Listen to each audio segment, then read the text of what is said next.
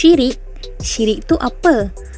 Okey, sebelum kita kenal apa itu maksud dan pengertian syirik, apa kata kita berkenalan dulu dengan ahli kumpulan kami yang terdiri daripada 4 orang ahli kumpulan. Yang pertama adalah saya, Syuhaida. Yang kedua adalah Eli Raznin. Dan yang ketiga adalah Azam. Dan yang terakhir sekali adalah Mumtaz. Hari ini kita akan mengupas topik tentang apa itu syirik, jenis dia dan bahagian yang seterusnya tentang syirik. Mari kita saksikan VT yang seterusnya.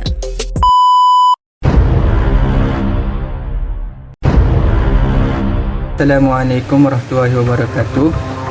Okey, apakah itu syirik? Okey, syirik ini berasal daripada perkataan syaraka yang membawa dua maksud. Yang pertama, perbandingan, dan yang kedua pula adalah menyekutukan. Okey, syirik daripada segi bahasa adalah menyekutukan sesuatu dengan sesuatu.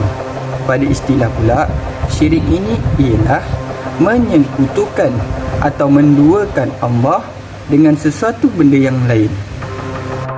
Okey, bila bermulanya syirik ni? Okey, bermulanya pensyirikan terhadap Allah ni bermula daripada zaman Nabi Nuh. Kita boleh dapat lihat kaum Nabi Nuh menyembah berhala. Kemudian diteruskan kepada zaman Nabi Ibrahim. Kita boleh dengar kisah Nabi Ibrahim, kaum-kaumnya menyembah berhala. Okey, kemudian boleh kita tengok kisah Nabi Musa, yang mana Nabi Musa pada zamannya Fir'aun mengaku dirinya Tuhan. Okey, kemudian kita boleh lihat pada zaman Nabi Muhammad, yang mana zaman Nabi Muhammad ni mereka mengakui Allah tu ada tapi tidak menyembah Allah. Pada zaman Nabi Muhammad mereka mengakui Allah tu ada tapi mensyirikkan pada bab ibadahnya pula. Okey, seterusnya syirik ini berlanjutan hinggalah ke zaman kini. Baik, kita masuk kepada bahagian-bahagian syirik ataupun jenis-jenis syirik. Secara umumnya jenis syirik ini terbahagi kepada dua bahagian ataupun dua jenis. Yang pertama syirik khafi, iaitu tersembunyi. Yang kedua syirik jali, iaitu jelas ataupun terang-terangan. Manakala menurut Imam Al-Sanusi dalam Al-Muqaddimat membahagikan syirik ini kepada 6 jenis ataupun 6 bahagian. Yang pertama syirik istiqlal, yang kedua syirik taba'id, yang ketiga syirik takrib, yang keempat syirik taklid, yang kelima syirik asbab, dan yang keenam syirik aghrad.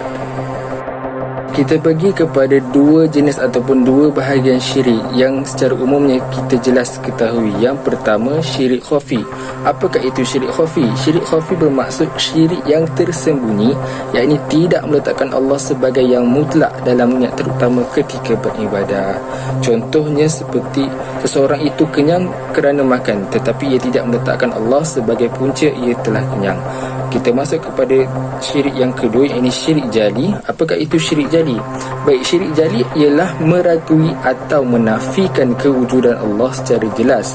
Nama lain bagi syirik jali ini ialah akbar dan syirik rububiyah.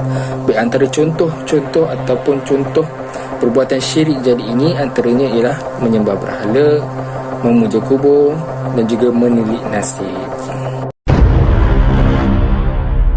Apakah kesan apabila seseorang itu melakukan perbuatan syirik? Yang pertama, menghapuskan pahala seseorang. Yang kedua, menjadi lemah pergantungan kepada Allah. Yang ketiga, tidak diampunkan dosa oleh Allah kecuali dengan taubat nasuha. Sesungguhnya Allah tidak akan mengampunkan orang yang berbuat syirik kepadanya.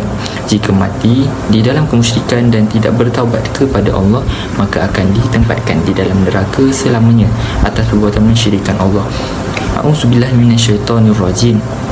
Innallaha la yaghfiru an yushrika bihi wa yaghfiru ma duna liman yasha. Sungguhnya Allah tidak akan mengampuni dosa kerana mempersekutukan dengan sesuatu, dan Dia mengampunkan dosa selain syirik itu bagi siapa yang dikehendaki. Terang lagi bersuluh bahawa syirik hukumnya berdosa besar. Jadi saya menasihati kepada semua umat Islam, berpeganglah kepada ajaran Al-Quran dan mengikuti Ahlussunnah wal Jamaah supaya tidak terpesong mengikuti perbuatan syirik ini. Baiklah, kesimpulannya adalah supaya kita menjauhkan perkara-perkara yang boleh mendatangkan kepada kesyirikan kepada Allah. Sesungguhnya memperingatkan lagi kembali bahawa dosa syirik itu sangat besar dan tidak akan diampunkan oleh Allah Subhanahu Wa Taala melainkan dengan taubat nasuha. Sekian daripada kami, wabillahi taufiq wal hidayah. Wassalamualaikum warahmatullahi wabarakatuh.